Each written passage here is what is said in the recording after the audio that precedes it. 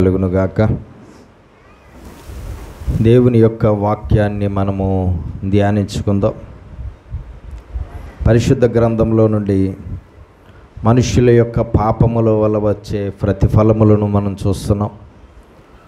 Bible గ్రంథంలో రకరకాల సమయాలలో రకరకాలైనటువంటి వ్యక్తులు చేసినటువంటి పాపాలను బట్టి వారికి దేవుడు విధించినటువంటి ప్రతిఫలము, దేవుడు పంపించిన ప్రతిఫలము, లేదంటే దేవుడు వారికి విధించిన శిక్షలను గూర్చి మనం నేర్చుకుంటూ ఉన్నాం.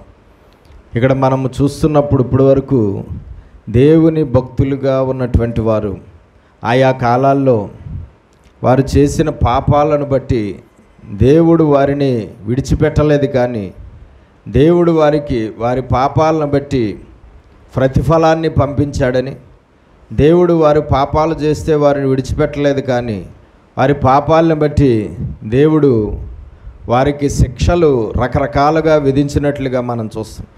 అందులో మహారాజులు ఉన్నారు, అందులో గొప్ప గొప్ప దైవజనులు ఉన్నారు, అందులో గొప్ప గొప్ప ధనవంతులు ఉన్నారు, అందులో దేవుని జనాంగమైనటువంటి వారు అనేక మంది ఉన్నారు. ఎవ్వరు ఏంటి అని ఆలోచించలేదు, కానీ దేవుడు వారి పాపాలను బట్టి వారికి రావాల్సిన ప్రతిఫలాలను ఎప్పటికప్పుడే పంపించడం అనేది జరుగుతూ వచ్చింది. మనం చూసినప్పుడు గత వారం ఆహాబు యెజబేలు భార్యాభర్తలు. ఆహాబు ఇశ్రాయేలీల రాజు. ఇశ్రాయేలీల మీద రాజుగా ఉన్నటువంటి ఆహాబు, అతని భార్య యెజబేలు ఇద్దరూ కలిసి ఎన్నో పాపాలు చేయడం అనేది జరిగింది. ఆ పాపాలను బట్టి భయంకరమైనటువంటి ప్రతిఫలాలు వారికి వస్తాయని దేవుడు చెప్పాడు. దేవుని సేవకుడు వచ్చి దేవుని యొక్క అభిషేకంతో ఏలియా చెప్పడం జరిగింది.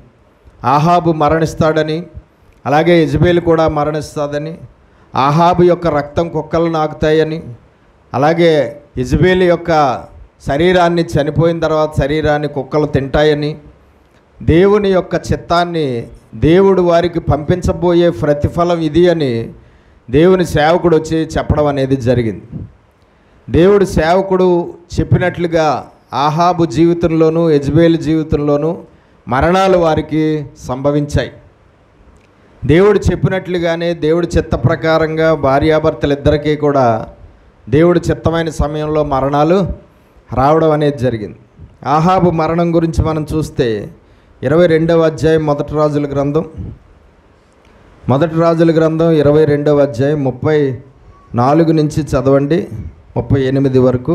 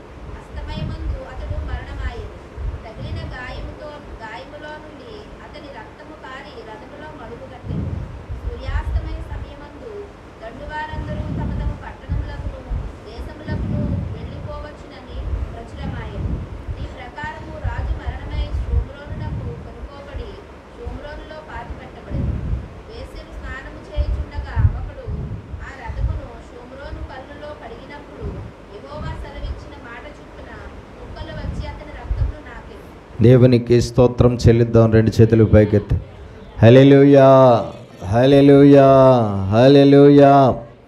యెహోవా సెలవిచ్చిన ప్రకారము అని రాయబడింది అక్కడ. ఏంటండి? యెహోవా సెలవిచ్చిన ప్రకారము ఆహాబు చనిపోయాడు.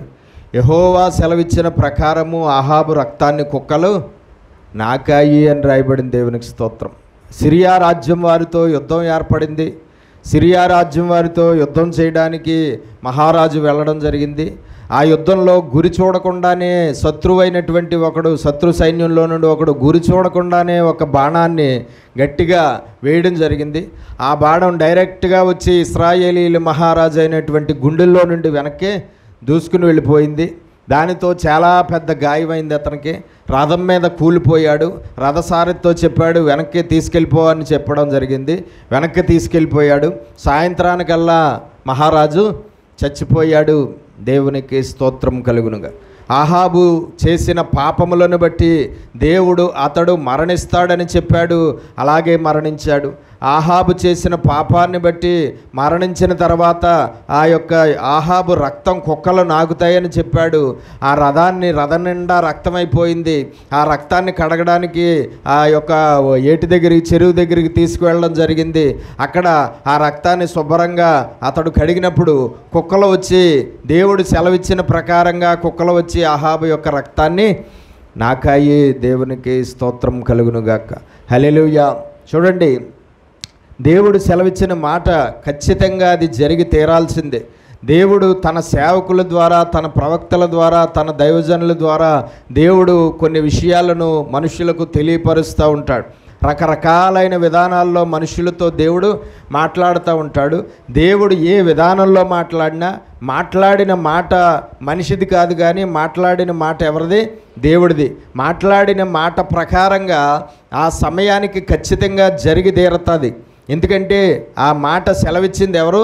దేవుడు. కాబట్టి దేవుడు చెప్పిన మాట దేవుడి చిత్తంలో ఏ సమయం అయితే ఉందో ఆ సమయానికి యాజ్ ఇట్ ఈజ్గా అది అలాగా నెరవేరుతుంది. ఆ మాట మనకు మంచి జరుగుతుందని చెప్పిన మాట అయినా సరే నెరవేరుతుంది. ఆ మాట మనకి చెడు జరుగుతుందని చెప్పిన మాట అయినా సరే నెరవేరుతుంది. మనము దేవునికి అంగీకారంగా ఉంటే, దేవుని దృష్టికి వాక్యానుసారంగా, ఆజ్ఞానుసారంగా దేవునికి ఇష్టలుగా ఉంటే, దేవుడు ఫలానా మేలు నీకు చేయబోతున్నాను, ఫలానా ఉపకారం నీకు చేయబోతున్నాను, ఫలానా విధంగా నిన్ను ఆశీర్వదించబోతున్నాను, ఫలానా విధంగా నిన్ను దీవించబోతున్నాను, ఫలానా విధంగా నిన్ను హెచ్చించబోతున్నానని వారు దేవునికి ఎంతో ఇష్టలుగా ఉన్నప్పుడు, లేదంటే ఏ సందేశమైనా సరే వారికి దేవుడు తెలియపరచాలనుకున్నప్పుడు ఖచ్చితంగా ఆ మంచి జరుగుతుందని చెప్పిన సందేశము కూడా ఆ సమయానికి ఖచ్చితంగా జరుగుతుంది. ఒకవేళ ఆ మనుషులు దేవునికి విరోధమైన పాపులుగా ఉంటే ఆ మనుషులకు చెడు జరుగుతుంది అని చెప్పిన సందేశం కూడా ఖచ్చితంగా ఆ సమయానికి జరుగుతుంది. మంచి జీవితానికి ప్రతిఫలం వస్తుంది క్రైస్తవులకి, చెడ్డ జీవితానికి కూడా ప్రతిఫలము వస్తుంది. మనం పరిశుద్ధంగా ఉంటే దానికి ప్రతిఫలం వస్తుంది. మనము పాపములు చేస్తే దానికి కూడా దేవుడి దగ్గర నుంచి ప్రతిఫలం వస్తుంది. అయితే ఆ ప్రతిఫలము ఎవరికి ఎప్పుడు ఎలాగొస్తుందో ఎవరికీ తెలియదు. ఏ మనిషికి ఏ సమయానికి ఆ ప్రతిఫలాన్ని పంపిస్తాడో ఎవరికీ తెలియదు. కానీ ఖచ్చితంగా ఆయన చిత్తంలో ఉన్న సమయానికి ఆ మనిషికి, లేదంటే ఆ కుటుంబానికి ఆ దేవుడు పంపించిన ప్రతిఫలం ఖచ్చితంగా వచ్చి తీరుతుంది. ఎందుకంటే అది అలాగ జరుగుతుందని చెప్పింది ఎవరు? దేవుడు. కాబట్టి అది ఖచ్చితంగా అలాగా జరుగుతుంది. దేవునికి స్తోత్రం చెల్లిద్దాం ఒకసారి. హల్లెలూయా. కాబట్టి దేవుడు సెలవిచ్చిన ప్రకారంగా ఎవరు చనిపోయారు? ఆహాబు చనిపోయాడు. ఆహాబు రక్తాన్ని కుక్కలు, దేవుడు సెలవిచ్చిన ప్రకారంగా కుక్కలు నాకాయి అని రాయబడింది. ఇప్పుడు యెజబెల్ ఎలా చనిపోయిందో, యెజబెల్ గురించి దేవుడు చెప్పిన మాట నెరవేరిందో లేదో చూద్దాం. 2వ రాజుల గ్రంథం 9వ అధ్యాయం 30 నుంచి మనం చదువుదాం. 2వ రాజుల గ్రంథం 9వ అధ్యాయం 30వ వచనం నుంచి చదవండి.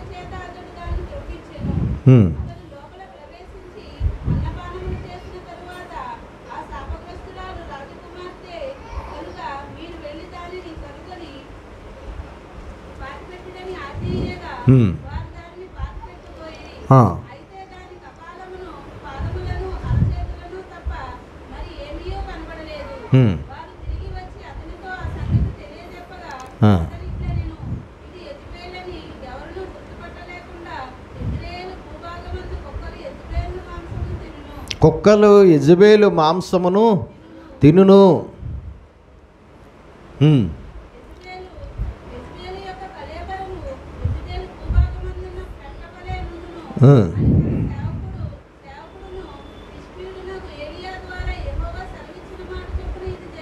ఏలియా సెలవిచ్చిన మాట చొప్పున ఇది జరిగెను. రెండు చేతులు పైకి స్తోత్రాలు చెల్లిద్దాం. హల్లెలూయా.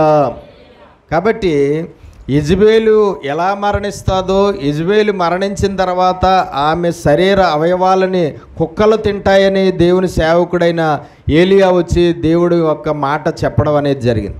ఆ మాట ప్రకారంగా కొంతకాలం తర్వాత ఆ పనిని నెరవేర్చడానికి దేవుడు ఎవరికి అప్పగించాడు? ఆ పని ఎవరండి? యెహూ అనే వ్యక్తికి ఆ పని అప్పగించడం అనేది జరిగింది. యెహూ అనే వ్యక్తి ఆ రాజ్యంలో, ఆ 10 గోత్రాల ఇశ్రాయేలీల రాజ్యంలో అప్పటికి సైన్యాధిపతిగా ఉన్నాడు. సైన్యాధిపతిగా ఉన్నటువంటి యెహూ అనే వ్యక్తిని దేవుడు మహారాజుగా చేశాడు. మహారాజుగా చేసిన తర్వాత అతడు ఈ యొక్క దేవుడి చిత్తాన్ని నెరవేర్చడం అనేది జరిగింది. మహారాజుగా చేయబడిన తర్వాత యెహూ వచ్చి ఏం చేశాడండి? దేవుడు సెలవిచ్చిన ప్రకారంగా యెజబేలును చంపడం అనేది జరిగింది. ఏమని రాయబడింది అక్కడ? 30వ వచనం చూస్తే, యెహూ యెజ్రెయేలు ఊరికి వచ్చిన సంగతి యెజబేలునకు వినపడిన గనుక ఆమె తన ముఖమునకు రంగు పూసుకుని శిరోభూషణములు ధరించుకుని కిటికీలో నుండి కనిపెట్టి చూచుండగా యెహూ గుమ్మము ద్వారా ప్రవేశించును. ఆమె అతనిని చూచి, నీ యజమానిని చంపినవాడా, జిమ్రీ వంటివాడా, నీవు సమాధానముగా వచ్చుచున్నావా అని అడుగుగా అతడు తల ఎత్తి కిటికీ తట్టు చూచి నా పక్షమందున్న వారెవరని అడుగగా 2-3 పరిచారకులు పైనుండి తొంగి చూచిరి. ఇజ్రాయేలులో యెజబేలు ఏ ఇంటిలో నివసిస్తున్నదో అక్కడికి రావడం జరిగింది యెహూ. అప్పుడు పైనుండి ఆమె కనబడకుండా పైనుంచి చూస్తుంది. పైనుంచి చూసి ఏమంటుంది? నా నీ యజమానిని చంపినవాడా అని చెప్పి అంటుంది. ఇదిగో నువ్వు సమాధానంగా వచ్చావా లేదంటే ఏదన్నా కీడు చెలబెట్టడానికి వచ్చావంటే ఆమెతో ఏం మాట్లాడలేదు. కానీ పైన ఉన్న వారిలో నా పక్షపు వారు ఎవరైనా ఉన్నారా అని చెప్పగానే ఆ యెజబేలు దగ్గర పనివారిగా ఉన్నవారు 2-3 ఏం చేశారండి? కిందకి చూశారు. కిందకి చూడగానే పైనుండి మీరు కిందకి తోసేయండి, యెజబేలుని పైనుండి కిందకి తోసేయండి అనగానే వెంటనే ఆ ఆమె పనివారు ఆమెను మేడ మీద నుంచి ఏం చేశారండి? కిందకి తోసేశారు. కిందకి తోసేయగానే కపాలం పగిలిపోయింది, బుర్ర పగిలిపోయింది, రక్తము అలాగ చిమ్మేసింది అనమాట. ఎందుకంటే అంత ఎత్తు నుండి కిందకి తోసేశారు. కిందకి తోసేసిన తర్వాత గుర్రాలతో తొక్కించేశాడు యెహూ ఆమెను. చూడండి ఏమంటున్నాడు అక్కడ? వచ్చున్నవాడు తల ఎత్తి కిటికీ తట్టు చూసి నా పక్షమున ఉన్నవారు ఎవరిని అడుగుగా 2-3 పరిచాకులు పైనుండి తొంగి చూసిరి. దీనిని క్రింద పడద్రోయుడని అతడు చెప్పగా వారు దాన్ని క్రిందకి పడద్రోసినందున దాని రక్తంలో కొంత గోడ మీదను గుర్రముల మీదను చిందిను. మరియు గుర్రముల చేత అతడు దాన్ని త్రొక్కించెను.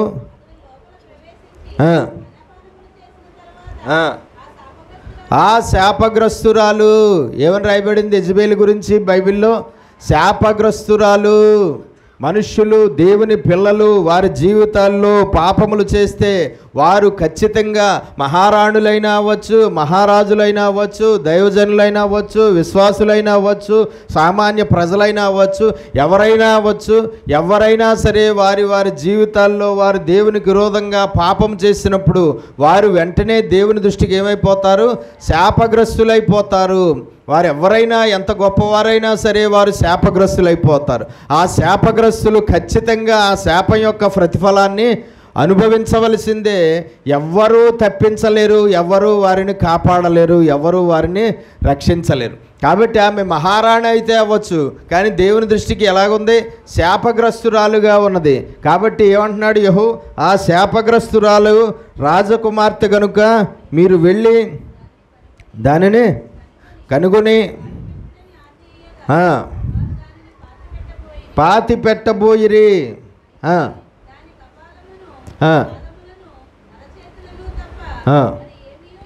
గుర్రాల చేత శుభ్రంగా యెజబేలును తొక్కించేస్తే బాడీలో పార్ట్లు ఏమీ మిగలలేదు. ఏ పార్ట్లు కనబడుతున్నాయి? కపాలం కనబడుతుంది, బుర్ర యొక్క కపాలం కనబడుతుంది, పాదాలు కనబడుతున్నాయి, అరచేతులు కనబడుతున్నాయి అంతే. ఇంకా మిగతా బాడీలో పార్ట్లు ఏవి కూడా కనబడటం లేదు. గుర్రాలు శుభ్రంగా తొక్కేయడం చేత పీస్ అయిపోయిందనమాట. ఏ మాత్రము కూడా ఇంకా అవయవాలు ఏమీ కనబడట్లేదు. ఆ పార్ట్లు, ఆ మిగిలి ఉన్న పార్ట్లు పట్టుకెళ్ళి బయట పడేస్తే ఆ పార్ట్లని ఏవి తిన్నాయి? కుక్కలు తిన్నాయి. ఏమీ కనబడలేదు. వారు తిరిగి వచ్చి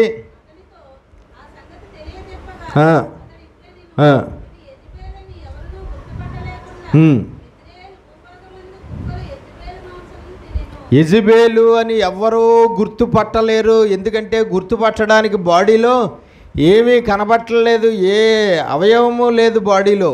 కాబట్టి దేవుని శాపము ఉన్నది ఆవిడ మీద.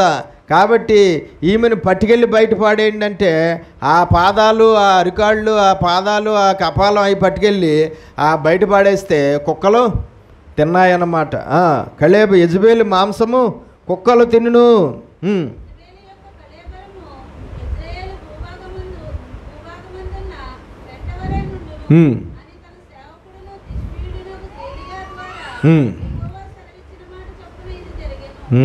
దేవునికి స్తోత్రాలు చెల్లిద్దాం. రెండు చేతులు పైకెత్తి హల్లెలూయా. దేవుడు సెలవిచ్చిన ప్రకారముగా ఇది జరిగెను. దేవుడు సెలవిచ్చిన ప్రకారంగా అహాబు చనిపోయాడు. దేవుడు సెలవిచ్చిన ప్రకారంగా యెజబెలు చనిపోయింది. దేవుడు సెలవిచ్చిన ప్రకారంగా అహాబు రక్తం కుక్కలు నాకాయి. దేవుడు సెలవిచ్చిన ప్రకారంగా యెజబెలు యొక్క మాంసాన్ని కుక్కలు తిన్నాయి. దేవునికి మహిమ కలుగునుగా. పాతి పెట్టడానికి ఏమీ లేదు, ఆ అవయవాలు మిగిలేమీ లేవు.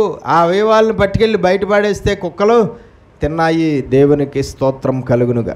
మనం ఎలా బతికాము, ఎంత పెద్ద జీవితాన్ని జీవించాము, ఎంత గొప్పగా బతికాము, ఎంత ఐశ్వర్యంలో బతికాము, ఎంత గొప్పగా పెద్ద ఉద్యోగం చేశాము, ఎంత సంపాదించాము అన్నది ముఖ్యం కాదు. దేవుని దృష్టికి మనము ఎలాగా ఉన్నాము అన్నదే ముఖ్యము.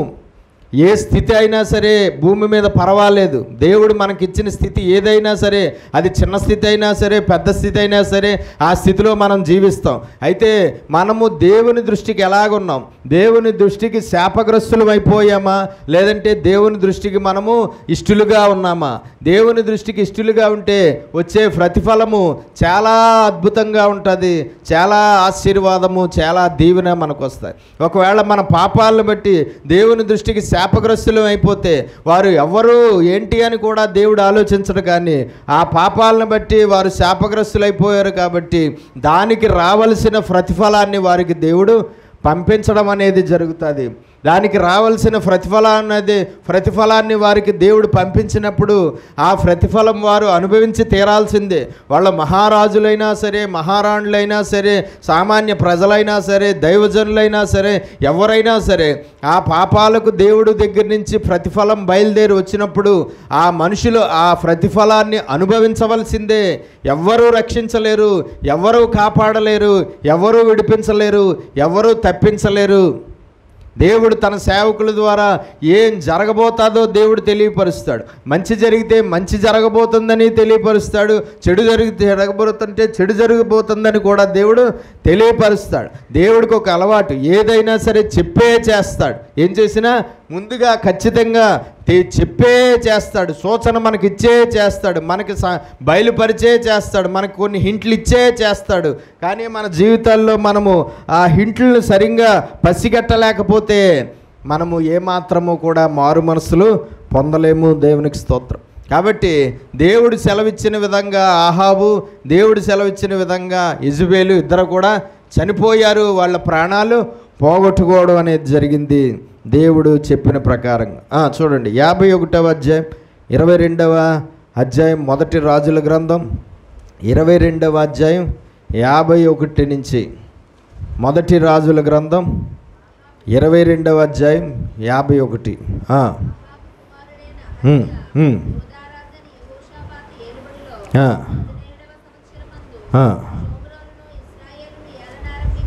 ఆహాబు చనిపోయాడు. తర్వాత ఎవరు మహారాజు అయ్యారట? ఆహాబు యొక్క కొడుకైన అహజ్యా మహారాజు అయ్యాడు.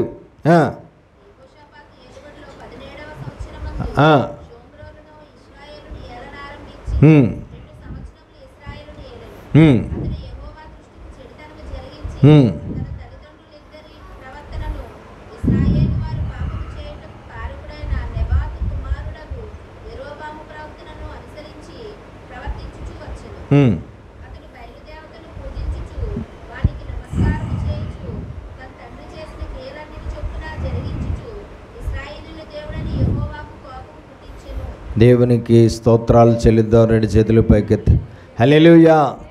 ఆహాబు చనిపోయిన తర్వాత మహారాజు అయ్యింది ఎవరు? ఆహాబు కుమారుడైన అహజ్యా మహారాజు అయ్యాడు. ఆ అహజ్యా కూడా ఎలా జీవించాడట? ఆహాబు లాగానే జీవించాడట. నెబోతు కుమారుడైన యెరోబాము లాగానే జీవించాడట.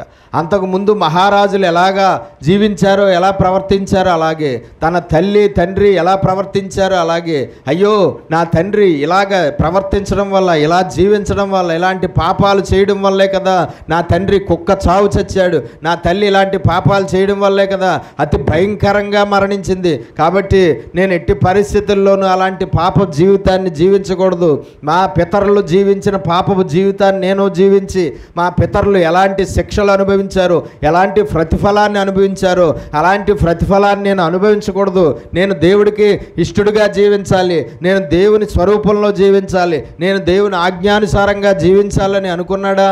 అనుకోలేదు. కానీ అహజ్యా కూడా అలాగే జీవించాడు. చూడండి, మన జీవితాల్లో మన పాపాలను బట్టి ఎన్నో శిక్షలు మనకు వస్తాయి. అయినా సరే ఆ మనుషులు మారు మనసులు పొందకుండా జీవిస్తూ ఉంటారు. మన పాపాలను బట్టి మన కుటుంబాల్లో కొంతమందికి ఎన్నో శిక్షలు వస్తాయి. అయినా సరే వాళ్ళ కుటుంబ సభ్యుల్లో ఎవరికి కూడా మారు మనస్సు అనేది లేకుండా ఉంటుంది. అయితే దేవుడు శిక్షలు పంపించేది ఎందుకంటే మారు మనస్సు కోసం, సరిదిద్దుకోవడం కోసం, సరి చేసుకోవడం కోసం, దేవుడి వైపు మళ్ళుకోవడం కోసం, దేవుడి తట్టు తిరగడం కోసం, రక్షణ పోగొట్టుకోకుండా రక్షణ దక్కించుకోవాలన్న ఆ ఆలోచనతో దేవుడు ఏం చేస్తాడు? ఆయన దృష్టికి విరోధంగా పాపాలు చేసే మనుషులు ఎవరైనా సరే, ఎవరో ఏంటి అని ఆలోచించడు, కానీ ఖచ్చితంగా వారిని దేవుడు ఏం చేస్తాడు? శిక్షిస్తాడు. ఆ శిక్ష అనేది మనకు వచ్చినప్పుడు మనకేం రావాలి? బుద్ధి రావాలి. ఆ శిక్ష అనేది మనం అనుభవించడం మనకేం రావాలి? మారు మనసు రావాలి. ఆ శిక్ష అనేది మనకు వచ్చినప్పుడు ఏం రావాలి? నేను చేసిన పాపాలను బట్టే నాకు ఈ శిక్ష వచ్చింది, ఈ ప్రతిఫలం నా పాపాలను బట్టే దేవుడి దగ్గర నుంచి వచ్చిందని మారు మనస్సు రావాలి. పాపాలు విడిచిపెట్టాలి, దేవుడి వైపు మళ్ళుకోవాలి, దేవుడి దృష్టికి అంగీకారంగా మారాలి. కుటుంబాల్లో ఎవరికైనా సరే దేవుని శిక్షలు వచ్చినప్పుడు కుటుంబ సభ్యులందరూ కూడా మారు మనసులు పొందుకుని దేవుడి తట్టు తిరిగి, ఆ కుటుంబ సభ్యుల్లో ఒక మనిషికి వచ్చిన శిక్షను బట్టి మిగతా వారందరూ కూడా మారు మనసు పొందుకుని దేవుని తట్టు తిరిగి దేవుడి వైపు మళ్ళుకుని జాగ్రత్తగా జీవించడం అనేది చెయ్యాలి. కానీ ఇక్కడ ఆహాబు వంశంలో చూస్తే అలాగ జరగలేదు. ఆహాబు వంశంలో చూస్తే అలాగా జరగలేదు, ఏమాత్రము కూడా అలాగ కనబడలేదు. కానీ యెహోరాము వంశంలోనూ చూసినా అలా జరగలేదు. అలాగే మనం తర్వాత మహారాజులైనటువంటి వారి వంశాల్లోనూ అలా జరగలేదు. అలాగే ఆహాబు వంశంలో కూడా అలాగ జరగలేదు. అహజ్యా మహారాజు అయ్యాడు. అతడు కూడా దేవుని దృష్టికి ఎలా ఉన్నాడటండి? పాపం చేస్తాడు. అతడు యెహోవా దృష్టికి చెడుదనం జరిగించి తన తల్లిదండ్రులు ఇద్దరి ప్రవర్తనను, ఇశ్రాయేలు వారు పాపం చేయుటకు కారకుడైన నెబాతు కుమారుడుకు యెరోబాము ప్రవర్తనను అనుసరించి ప్రవర్తించుచూ వచ్చెను. అతడు బయలుదేవతను పూజించుచు వారికి నమస్కారం చేయుచు తన తండ్రి చేసిన క్రియలన్నిటి చొప్పున జరిగించుచు ఇశ్రాయేలీయుల దేవుడని యెహోవాకు కోపము పుట్టించెను. దేవుని పిల్లలు దేవుని దృష్టికి పాపము చేస్తే దేవునికి ఏమొస్తుంది? వారి మీద కోపము వస్తుంది. దేవుని పిల్లల మీద దేవుడికి కోపము రాదు అని అనుకోవద్దు. దేవుడి పిల్లలు వారు ఎవరైనా సరే, ఎంత పెద్ద పరిశుద్ధులైనా సరే, ఎంత పెద్ద భక్తులైనా సరే, ఎంత పెద్ద సేవకులైనా సరే, వారు దేవుని దృష్టికి విరోధంగా పాపపు జీవితాన్ని జీవించినప్పుడు వారి మీద దేవుడికి ఏమొస్తుంది? కోపం వస్తుంది. దేవుని కోపాన్ని రేపిన వాడు ఎవడైనా సరే దేవుడు వాడికి తగిన ప్రతిఫలాన్ని పంపిస్తాడు. ఇక్కడ అహజ్యా కూడా దేవునికి కోపం పుట్టించాడు తన పాపాలను బట్టి. మరి ఏం జరిగిందో చూద్దాం. అహజ్యా జీవితంలో అతని పాపాలకి దేవుడు పంపించిన ప్రతిఫలం ఏంటో. ఆహాబు ఇజబేలు చేసిన పాపాలకు దేవుడు పంపించిన ప్రతిఫలం ఏంటి? మరణము. అలాగే అహజ్యా చేసిన పాపాలకు ప్రతిఫలం ఏం పంపాడో చూద్దాం. చదవండి, 1వ అధ్యాయం 1 నుంచి చదవండి. 2వ రాజుల గ్రంథం 1వ అధ్యాయం 1 నుంచి.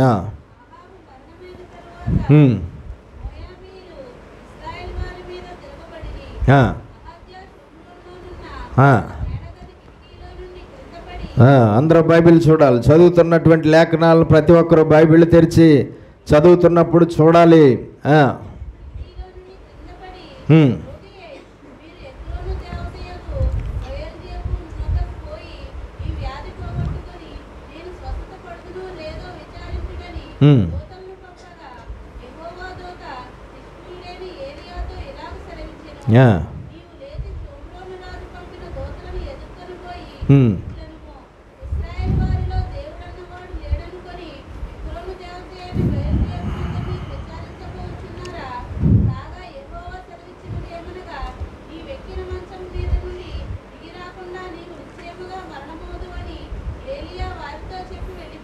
రెండు చేతుల పైకి స్తోత్రాలు చెల్లిద్దాం. హల్లెలూయా. అహజ్యా పాపాలను బట్టి అహజ్యాకు మెసేజ్ వచ్చింది. అహజ్యా పాపాలను బట్టి ఏలియా ప్రత్యక్షమైపోయాడు. అహజ్యా పాపాలను బట్టి దేవుడి యొక్క ప్రతిఫలం ఏంటో ఏలియా వచ్చి చెప్పడం అనేది జరిగింది. ఏంటట, మేడగదిలో ఉన్నాడట. మేడగదిలో కిటికీలో నుండి పడిపోయాడట అహజ్యా. ఒకానొక సమయంలో ప్రమాదవశాత్తు ఏమయ్యాడు, కిటికీలో నుండి పడిపోయాడట. కిటికీలో నుండి పడిపోతే ఏమయ్యాడు, దెబ్బలు తగిలేసాయి, ఏ నడుమో ఇరిగిపోయినట్టు ఉంది. ఏమయ్యాడని రాయబడింది, రోగి అయిపోయాడు. దేవునికి స్తోత్రం కలుగునుగా. చూడండి, అహజ్యా మేడగదిలో కిటికీలో నుండి కింద పడిపోవడం అది ప్రమాదవశాత్తు జరిగిందా, లేదంటే అది దేవుని వలన జరిగిందా? ఏంటండి, కొన్ని ప్రమాదాలు అనుకుంటాం, కానీ ప్రమాదాలు కూడా దేవుని వలన జరుగుతాయి. కొన్ని అనుకోకుండా జరిగాయి అని అనుకుంటాం, ప్రమాదవశాత్తు జరిగాయి అని అనుకుంటాం, కానీ అన్నీ కూడా దేవుడి ఆధీనంలో, దేవుడి ఆజ్ఞ ప్రకారంగా, దేవుడి చిత్తంలో జరుగుతూ ఉంటాయి. కాబట్టి అతడు మేడగదిలో నుండి కిటికీలో నుండి కింద పడిపోవడం అనేది అతని పాపాలను బట్టి దేవుడు అతనికి విధించిన శిక్ష. అహజ్యా పాపాలను బట్టి దేవుడు అతనికి విధించిన శిక్ష ఏంటి, మేడగదిలో నుండి కిటికీలో నుండి కింద పడిపోయాడు. కింద పడిపోతే రోగి అయిపోయాడు, మంచం పట్టేశాడు. మంచం పట్టిన తర్వాత కూడా అతడు ఒక పాపం చేశాడు. ఏంటి ఆ పాపము? కొంతమంది మనుషుల్ని పంపించి ఎక్కడికి పంపించాడటండి, ఎక్రోను దేవత దగ్గరికి పంపించి, మీరు ఎక్రోను దేవతయగు బయల్జెబూబు వద్దకు పోయి ఈ వ్యాధి పోగొట్టుకుని నేను స్వస్థపడుదునో లేదో విచారించుడని దూతలను పంపగా. ఎక్కడ పంపించాడట, నేను పడిపోయాను, నాకు ప్రమాదం జరిగింది, నేను రోగిని అయిపోయాను, మంచం పట్టేశాను, నేను బాగుపడతానో లేదో, నాకు ఈ రోగం తగ్గుతుందో లేదో, నేను స్వస్థత పొందుకుంటానో లేదో, నేను మళ్ళా మామూలు వ్యక్తిని అవుతానో లేదో, ఎక్రోను దేవత అయిన బయల్జెబూ దగ్గరికి వెళ్ళి మీరు విచారణ చేసి, అక్కడ ఆ దేవత యొక్క సేవకులు ఉంటారు, ఆ సేవకుల దగ్గర విచారణ చేసి ఆ దేవత మెసేజ్ ఏమిచ్చిందో అది నాకు చెప్పండి అని పంపించాడు కొంతమంది మనుష్యులను. చదవండి.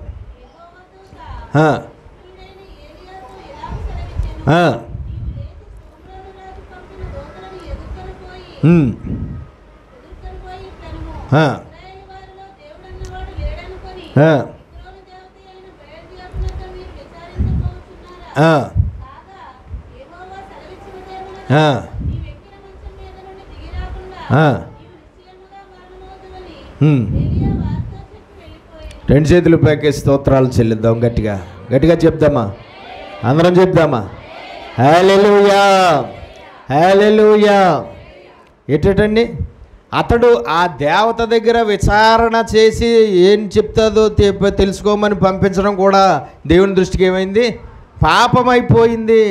ఇశ్రాయేలీలలో దేవుడు అనేవాడు లేడు అని అనుకుని నువ్వు తగ్గదో బాగుపడతావో బాగుపడవో అని నువ్వు తెలుసుకోవడం కోసం నువ్వు దేవుడు అనేవాడు ఇశ్రాయేల్లో లేడు అనుకుని నువ్వు ఎక్రోను దేవత అయిన బయల్జెబూబు దగ్గర విచారణ చేయడానికి పంపించావా? ఇదిగో నీకు ఎక్రోను దేవత ఏం చెప్పిందో నాకు తెలియదు, కానీ నేను చెప్పేది విను. ఏంటంటే, ఏ మంచం అయితే పట్టావో రోగంతో ఆ మంచం నువ్వు దిక్కుండానే చస్తావు. ఏమని చెప్పాడండి దేవుడు? నువ్వు రోగివైపోయి మంచం పట్టావు, నువ్వు మంచం దిక్కుండానే ఆ మంచం మీదే చస్తావు అని ఏలియా ద్వారా దేవుడు తెలియపరిచాడు. దేవునికి స్తోత్రం కలుగును. ఎవరండి అతను? ఎవరతను? అహజ్యా ఎవరు? మహారాజు. అయితే ఏంటి, మహారాజు. మనం భూమి మీద మనుషుల దృష్టిలో మహారాజులు మహారాణులమే, కానీ దేవుని దృష్టిలో దేవునికి విరోధమైన పాపాలు చేస్తే శాపగ్రస్తులము. నువ్వు మహారాజువా, నువ్వు మహారాణివా, నువ్వు చాలా గొప్ప ఉద్యోగం చేసేవాడువా, నువ్వు చాలా ఐశ్వర్యవంతుడివా, నువ్వు చాలా ఐశ్వర్యవంతురాలువా, నువ్వు చాలా పలుకుబడి ఉన్నవాడువా, నువ్వు చాలా అధికారం కలిగిన వాడువా, నువ్వు చాలా సామర్థ్యం కలిగిన వాడువా, ఇలాంటివేవి దేవుడి దగ్గర పనిచేయవు. ఇలాంటివేవి దేవుడి దగ్గర పనిచేయవు. ఇవన్నీ మనుషుల దగ్గర మనం గొప్పగా చెప్పుకుంటాం, కానీ మనుషుల ఎదుట ఈ పలుకుబడిని, ఐశ్వర్యాన్ని, పేరుని, ఉద్యోగాన్ని, డబ్బుని చూపించి చాలా గొప్పవాళ్ళము అని చలామణి అవుతాం. కానీ ఆయన దృష్టికి విరోధమైన పాపాలు మనలో ఉంటే ఆయన దృష్టికి మనం శాపగ్రస్తులు అవుతాం. ఆ పాపాలను బట్టి ఏ శిక్ష అయితే దేవుడి దగ్గర నుంచి రావాలో ఆ శిక్ష దేవుడి దగ్గర నుంచి బయలుదేరి ఆ సమయానికి వచ్చేస్తుంది ఖచ్చితంగా. అయితే మహారాజు అని దేవుడు ఆలోచించలేదు, మహారాజు అని సేవకుడు కూడా ఆలోచించలేదు. ఆ పనోళ్ళకి ఏం చెప్పాడు? వెళ్ళి మీ రాజుకు చెప్పండి, ఎక్కిన మంచం దిక్కుండానే చస్తాడు. ఏం చెప్పండి? ఎక్కిన మంచం దిక్కుండానే చస్తాడు మీ మహారాజు. ఎక్రోను దేవత దగ్గరికి వెళ్ళక్కర్లేదు, జరగబోయేది ఇదే, వెళ్ళి చెప్పండి మీ మహారాజుకి అని ఏలియా చెప్పడం అనేది జరిగిందండి. దేవునికి స్తోత్రం కలుగునుగాక. హల్లెలూయా. అలా జరిగిందో లేదో చూద్దాం. 16వ వచనం నుంచి.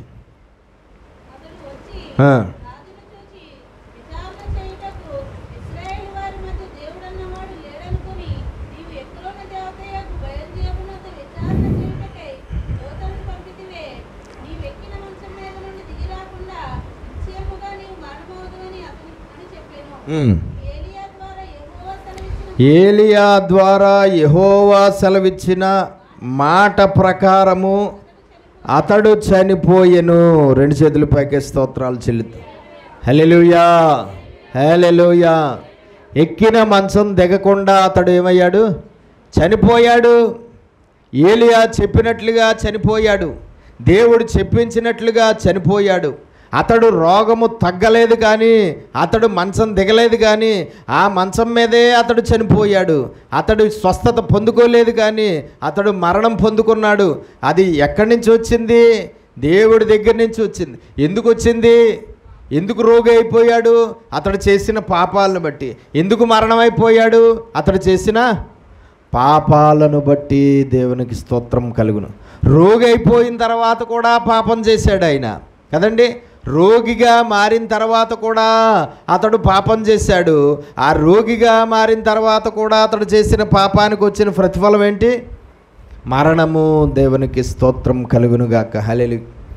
ఈ మాట రాజుగారికి చెప్పిన వెంటనే రాజుగారు కోపం వచ్చేసి 50 మందిని పంపించి వెళ్ళి ఆ ఏలియాను పట్టుకుని బంధించి సంకెళ్ళేసి నా దగ్గరికి తీసుకురండి, నేను చచ్చిపోతానని చెప్తాడా? ఎక్కిన మంచం దిక్కుండానే చస్తానని చెప్తాడా? నేను ఎవరిని? మహారాజుని. నా కోసం అలా చెప్తాడా? మహారాజు అయిన నేను చచ్చిపోతానని చెప్తాడా? వెళ్ళి బంధించి తీసుకురండి, నేను చావకముందే నేను ఆడిని ఎలా చంపుతానో మీరు చూద్దురు కానీ అని చాలా అహంకారంతో, రాజు కదా, అహంకారంతో పంపించాడు. అయితే 50 మంది పనోళ్ళు వెళ్ళారటండి ఏలియా దగ్గరికి. ఏలియా దగ్గరికి వెళ్తే అక్కడ రాయబడి ఉంటుంది, మనకు తెలుసు. 50 మంది వెళ్ళి ఏలియాను పట్టుకోవడానికి ప్రయత్నం చేస్తే ఏమని రాయబడింది? ఇప్పుడే ఆకాశం నుండి అగ్ని వచ్చి మీ 50 మందిని దహించునుగాక అనగానే ఆకాశం నుండి అగ్ని కురిసి 50 మంది చచ్చిపోయారు కదా. 50 మంది చచ్చిపోయారు. అంటే 50 మంది రాజుగారి మాట ఆలకించి దైవజనుని పట్టుకోవడానికి వెళ్ళింది. అది ఏమైంది? దేవుని దృష్టికి పాపమైపోయింది. దేవుని దృష్టికి అది ఏమైపోయింది? పాపమైపోయింది. ఎవరు జోలికి వెళ్ళినా ఈ ప్రపంచంలో దేవుని అభిషేకం ఉన్న సేవకుల జోలికి వెళ్ళకూడదండి. అది కొరిమితో తలగోక్కోవడంతో సమానం. మన చావు మనమే కొని తెచ్చుకోవడం అన్నమాట. మన కీడు మనమే కొని తెచ్చుకోవడం అన్నమాట. మన హాని, మన నష్టం, మన కష్టం మనమే కొని తెచ్చుకోవడం అన్నమాట. దైవజనులు జోలికి వెళ్ళామంటే దేవుడు ఊరుకోడు. దేవుని అభిషేకంతో వాడబడుతున్న దైవజనుల జోలికి వెళ్తే దేవుడు ఊరుకోడు. 50 మంది వెళ్ళి మహారాజు గారు ఆజ్ఞ ప్రకారంగా నిన్ను రాజుగారు పట్టుకుని తీసుకురమ్మన్నారు అని చెప్పి చాలా హడావుడి చేశారు. అయితే మీరు అన్నట్టుగా నేను నిజంగా దైవజనుడిని అయితే ఇప్పుడే ఆకాశం నుండి అగ్ని కురిసి మీ 50 మంది చచ్చిపోతారనగానే వెంటనే వచ్చేసింది. ఎక్కడి నుంచి? వెంటనే ఎక్కడి నుంచి వచ్చింది? ఆకాశం నుండి అగ్ని కురిసింది ఏలియా వల్ల, దేవుడి వల్ల. ఆకాశం నుండి అగ్ని కురిసింది ఆ అగ్ని కురిసి ఆ 50 మంది చచ్చిపోయింది ఏలియా వల్ల, దేవుడి వల్ల? ఎవరు ఆకాశం నుండి అగ్ని కురిపించింది? ఎవరు ఆకాశం నుండి అగ్ని కురిచి ఆ 50 మందిని చచ్చిపోయేలాగా చేసింది? దేవుడు. అలా జరగాలని ఎవరన్నారు? అక్కడ పలికారు. అలా జరగాలని ఎవరు పలికారు? చదవండి ఒకసారి అక్కడ. నేను దైవజనున్నైతే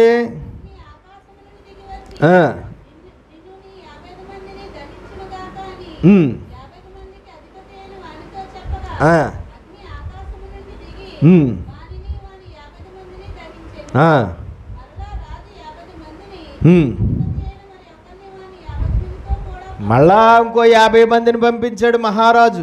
బుద్ధి రాలేదు ఏంటండి? 50 మంది ఆకాశం నుండి అగ్ని స్పాట్లో కురిసి చచ్చిపోతే బుద్ధి వచ్చిందా? బుద్ధి రాలేదు. ఏం చేశాడు? మళ్ళా ఇంకో 50 మందిని పంపించాడట.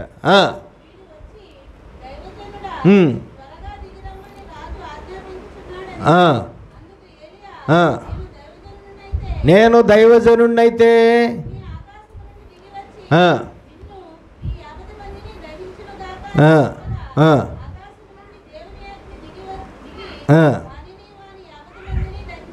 దహించెను. ఆ 50 మంది కూడా చచ్చిపోయారు. అంటే ఇప్పుడు ఎంతమంది? మొత్తం 100 మంది చచ్చిపోయారు. దానికి కారణం ఏంటి? 100 మంది చేసిన పని పాపమయ్యింది. 100 మంది మహారాజు గారి ఆజ్ఞ ప్రకారంగా ఇల్లు దైవజనుని బంధించి తీసుకురావాలనుకున్నారు.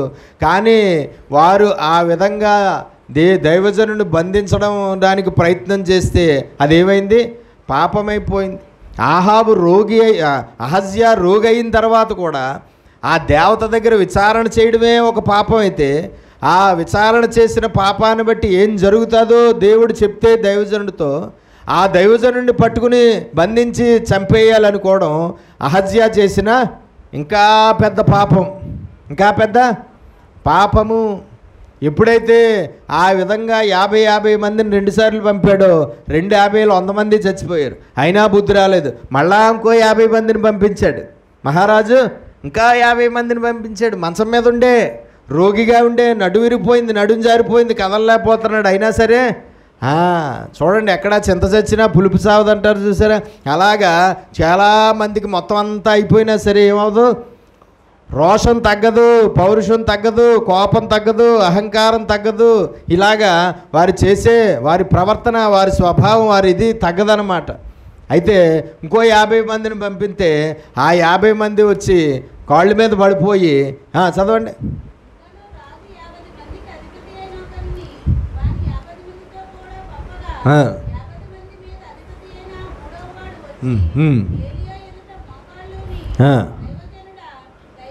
మోకాళ్ళుని అన్నది చాలా ముఖ్యమైనటువంటి పాయింట్. ఎవరి దగ్గర? ఏలియా ఎదుట మోకాళ్ళుని.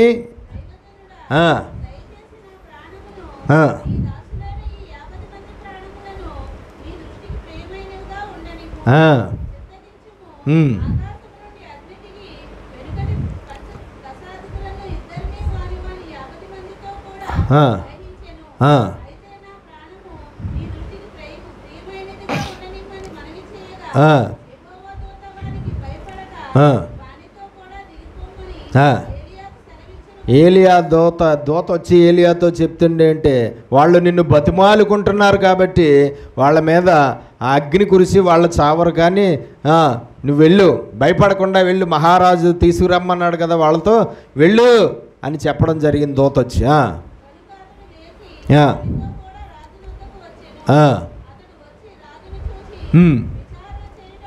విచారణ చేయుటకు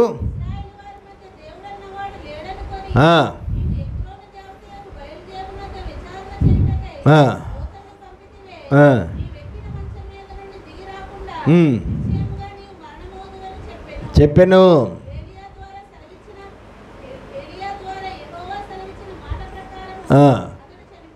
అతడు చనిపోయెను. 2 చేతుల పైకి స్తోత్రాలు చెల్లుతాయి.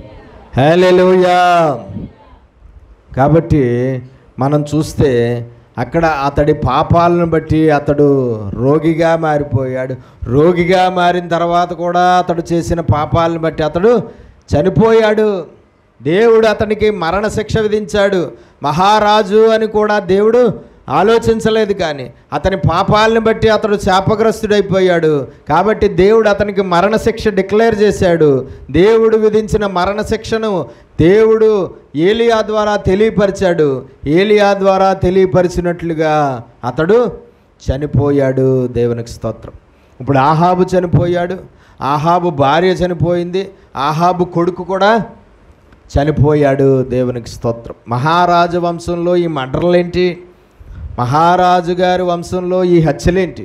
మహారాజు గారి వంశంలో ఈ చావులేంటి? మహారాజు గారి వంశంలో ఈ కెడిలేంటి? నువ్వు మహారాజు భూమి మీద ఉన్న మనుషులకే కానీ దేవుడి ఎదుట నువ్వు మహారాజు కాదు. నువ్వు మహారాజు మహారాణివి యువరాజు అయితే ఉండొచ్చు మనుషుల ఎదుట నీ రాజ్యంలో. కానీ దేవుని దృష్టికి ఎట్టి పరిస్థితుల్లోనూ ఎక్కువ కానే కాదు. ఎవ్వరు ఏంటి అని ఆలోచించేవాడు కాదు ఆయన. మన గొప్పతనం మనకే కానీ, మన శక్తి మన బలము మనకే కానీ, మన ఆత్మీయత మనకే కానీ, మన ఐశ్వర్యం మనకే కానీ గొప్ప దేవుడికి కాదు. ఆయన దృష్టికి ఎవరు అపరాధులో, ఆయన దృష్టికి ఎవరు నీతిమంతులో, ఆ నీతిమంతులకు రావాల్సిన ప్రతిఫలం నీతిమంతులకి, ఆ అపరాధులకు రావాల్సిన ప్రతిఫలం అపరాధులకి ఖచ్చితంగా దేవుడు తన సమయానికి పంపించడం అనేది జరుగుతుంది. ఆ ప్రతిఫలం పంపించినప్పుడు ఆ ప్రతిఫలం పొందకుండా ఏ మనిషి వాళ్ళని ఆపలేరు. ఎవ్వరు అడ్డుపడినా ఆ ప్రతిఫలం పొందకుండా వారిని ఆపే శక్తి ఎవరికీ లేదు. ఆ దేవుడి యొద్ద నుండి శిక్ష, ఆ దేవుడి యొద్ద నుండి ప్రతిఫలం బయలుదేరిన తర్వాత దాన్ని వారు అనుభవించి తీరాల్సిందే. వారు మహారాజులైనా సరే, మహారాణులైనా సరే, యువరాజులైనా సరే, యువరాణులైనా సరే, ఎవరైనా సరే, వారు భూమి మీద ఎంత గొప్పవారైనా సరే, ఆ ప్రతిఫలము దేవుడు వారికి పంపించినప్పుడు వారు ఖచ్చితంగా ఆ ప్రతిఫలాన్ని అనుభవించవలసిందే. ఎవరు ఆపలేరు, ఎవరు విడిపించలేరు, ఎవరో కాపాడలేరు. దేవునికి స్తోత్రం. ఆహాబు ఫ్యామిలీలో చాలా ప్రాముఖ్యమైన పాత్ర పోషిస్తున్నది ఎవరండి? ఏలియా కదండి. ఆహాబు యొక్క కుటుంబంలో దేవుడు వారికి పంపించే ప్రతిఫలాల విషయంలో ముఖ్యమైన పాత్ర పోషిస్తున్నది ఎవరు? ఏలియా. దేవుడు తన దైవజనుల ద్వారా సమస్తాన్ని ఏం చేస్తాడు? వారికి బయలుపరచడం అనేది జరుగుతుంది. 2వ అధ్యాయం 22, 23, 24 2వ రాజుల గ్రంథం 2వ అధ్యాయం 23, 24.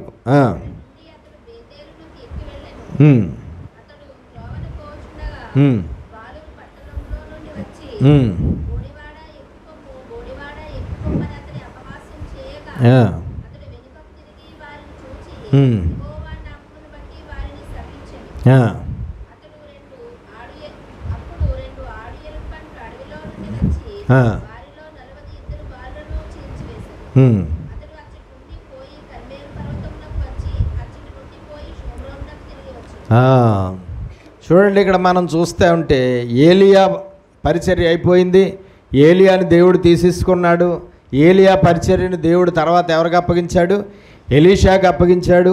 ఎలీషా మీకు 2 ఆత్మాభిషేకం, ఏలియా ఆత్మపాడులో 2 అభిషేకాన్ని ఎలీషాకు దేవుడు అనుగ్రహించాడు.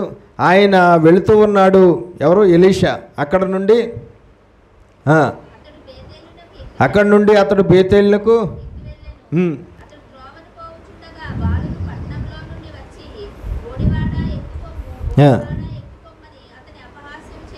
చూడండి, ఎలీషా వస్తున్నాడు. ఎలీషా వస్తుంటే కొంతమంది ఆకతాయిలు, యవనస్తులైన వాళ్ళు, బాలురుగా ఉన్నటువంటి కొంతమంది వారు ఏమంటున్నారు? ఏడిపిస్తున్నారు. ఎవరిని? ఎలీషాని ఏడిపిస్తున్నారు. ఎలీషా యొక్క బట్ట బుర్రను బట్టి, ఎలీషా తల మీద వెంట్రుకలు సరిగ్గా లేకపోయిన దాన్ని బట్టి ఏం చేస్తున్నారు? ఆకతాయిలు ఏం చేస్తున్నారు? కుర్రోళ్ళు ఏం చేస్తున్నారు? ఏడిపిస్తున్నారు. ఏమని? బోడివాడా, బోడివాడా అని ఏడిపిస్తున్నారు. బోడివాడా ఎక్కిపొమ్ము, బోడివాడా ఎక్కుపొమ్మని అతన్ని అపహాస్యము చేయగా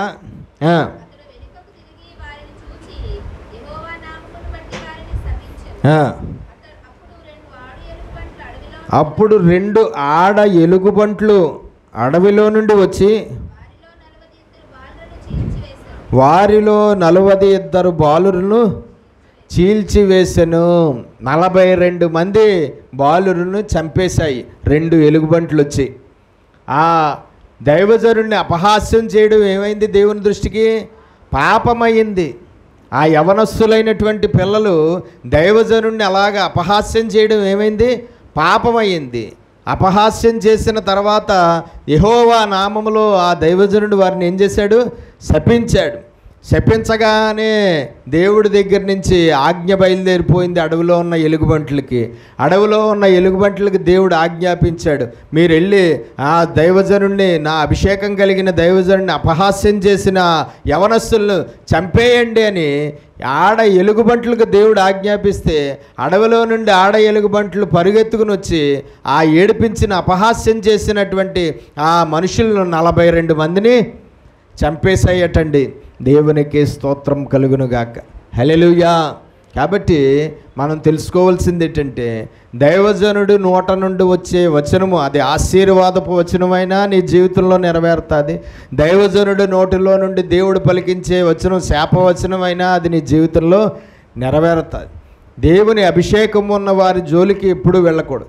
దేవుని అభిషేకంతో వాడబడుతున్నటువంటి వారిని ముట్టకూడదు, వారి జోలికి వెళ్ళకూడదు, వారికి వ్యతిరేకంగా ప్రవర్తించకూడదు, వారిని విమర్శించడం కానీ, ఏ కోపాలు కోపతాపాలు పెట్టుకుని వారిని విమర్శించడం కానీ, దూషించడం కానీ, తప్పుపట్టడం కానీ, వాళ్ళ పరిచర్యను తప్పుపట్టడం కానీ, లేదంటే వాళ్ళ ప్రవర్తన తప్పుపట్టడం కానీ, ఏమైనా సరే దైవజనుల జోలికి ఎప్పుడు కూడా వెళ్ళకూడదు. ఎందుకంటే వాళ్ళ మీద బలమైన అభిషేకం పనిచేస్తుంది. ఆ బలమైన అభిషేకం ఆ దైవజనుడి జోలికి వచ్చిన వారిని విడిచిపెట్టదు.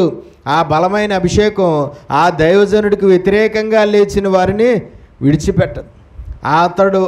అక్కడ అతని బట్టబుర్రను బట్టి, అతని గుండె మీద, తల మీద వెంట్రుకలు లేని వితనాన్ని బట్టి, బోడితనాన్ని బట్టి ఆ బాలురు, ఆకతాయిలు, ఆ యవనస్తులు ఏం చేశారు? బోడివాడా బోడివాడా బోడివాడా అని ఏం చేశారు? అపహాస్యం చేశారు ఎలీషాని.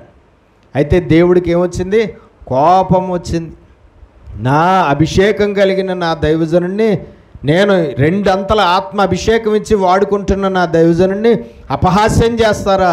మీరు ఇంకా బతికొండడానికి వీల్లేదు, మీరు ప్రాణాలతో జీవించడానికి వీల్లేదు. వెంటనే అడవిలో ఉన్న 2 ఆడ ఎలుగుబంట్లకి ఆజ్ఞాపించాడు, మీరు వెళ్ళి అక్కడున్న యవనస్తుల్ని చంపిపాడేయండి అనగానే 2 ఆడబంట్లు అడవిలో నుండి పరుగెత్తుకుని వచ్చి అపహాస్యం చేసినటువంటి మనుషుల్ని ఏం చేసాయటండి? చంపేశాయి. కాబట్టి ఆ 42 మంది చచ్చిపోయారు. వారు చేసింది దేవుని దృష్టికి పాపమైపోయింది. వారు చేసిన పని దేవుని దృష్టికి పాపమైంది. ఆ పాపాన్ని బట్టి వారికి ఏ ప్రతిఫలం వచ్చింది? ఆ రోజు మరణం అనే ప్రతిఫలం వచ్చింది. ఇప్పటి వరకు మనం చూసినటువంటి పాపాలను బట్టి వచ్చిన ప్రతిఫలాల్లో ఏది మనకు చాలా ఎక్కువగా కనబడిన ప్రతిఫలం? మరణము. పాపాలను బట్టి దేవుడు పంపించిన ప్రతిఫలాల్లో ఇప్పటి వరకు ఏది చాలా ఎక్కువగా కనబడిన ప్రతిఫలం? మరణము. కాబట్టి మన పాపాల వల్ల మనకు మరణం వస్తాయి, మన పాపాల వల్ల మనకు రోగాలు వస్తాయి, మన పాపాల వల్ల మనకు కరువు కాటకాలు వస్తాయి, మన పాపాల వల్ల శాపగ్రస్తులు అయిపోతాం, మన పాపాల వల్ల ఎలాంటి పరిణామాలు అనుభవించవలసి వస్తుందో మనకు తెలియదు, మన పాపాల వల్ల ఎలాంటి దుస్థితి అనుభవించవస్తుందో తెలియదు, మన పాపాల వల్ల ఎలాంటి దారుణాతి దారుణమైన సమస్యలు, శోధనలు, ఇరుకులు, ఇబ్బందులు మన జీవితాల్లో మనకు వస్తాయో మనకి ఎవరికి ఊహించలేము.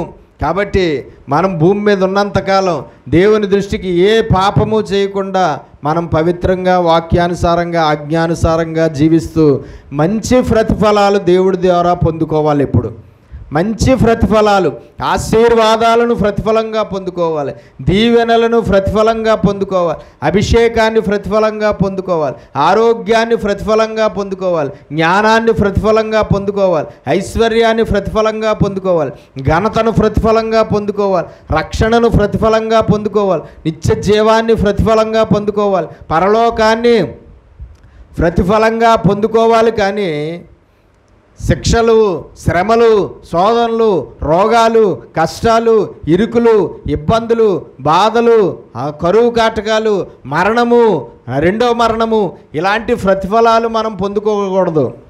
ఇలాంటి ప్రతిఫలాలు ఎప్పుడు పొందుకుంటాం? ఆయన దృష్టికి మనము ఆయనకు విరోధంగా పాపములు చేసినప్పుడు ఖచ్చితంగా ఆ సమయానికి ఆ ప్రతిఫలాన్ని ఆ మనిషికి దేవుడు పంపిస్తాడు. అప్పుడు ఆ ప్రతిఫలాన్ని ఆ మనిషి ఎంతటి వాడైనా సరే ఆ సమయానికి ఆ ప్రతిఫలాన్ని ఆ మనిషి, లేదంటే ఆ మనుషులు, లేదంటే ఆ కుటుంబము, లేదంటే ఆ బృందము, ఆ సమాజం ఎవరైనా సరే వారు ఆ సమయానికి ఆ ప్రతిఫలాన్ని అనుభవించవలసిందే తప్ప ఎవ్వరూ కాపాడలేరు అన్న సంగతి మనం మర్చిపోకూడదు. కాబట్టి మనము ఎప్పుడూ మనం బ్రతికున్నంతకాలము మనం దేవుని దృష్టికి ఏ పాపము చేయకుండా పవిత్రంగా జీవించి మంచి ప్రతిఫలాలు దేవుడి ద్వారా పొందుకుంది దేవుడికి మహిమ, ఘనత, ప్రభావము వచ్చేలాగా మనం జీవిద్దాం. అట్టి దీవెన ఆశీర్వాదం దేవుడు మనందరికీ దయచేయునుగాక. ప్రార్థన చేసుకో. మహాపరిశుద్ధుడైన మా ప్రియ పరలోకపు తండ్రి, నీ శ్రేష్టమైన ఘనమైన నామమును బట్టి నీకు స్తోత్రాలు, స్తుతులు, కృతజ్ఞతలు ప్రభు. అయ్యా దేవా, యెరోబాము పాపము చేసినందుకు యెరోబాము కుటుంబాన్ని, యెరోబాము సంతతిని అంతటిని పెంట ఊడ్చినట్లు ఊడ్చివేశావు ప్రభు, నీకు వందనాలు. అయ్యా ఇదిగో ఆహాబు దేవా తండ్రి పాపం చేసినందుకు ఆహాబు మరణమయ్యాడు. యెజబేలు పాపాన్ని బట్టి యెజబేలు మరణమైంది. వారిద్దరు కుమారుడైన అహజ్యా పాపాన్ని బట్టి అహజ్యా మరణమయ్యాడు.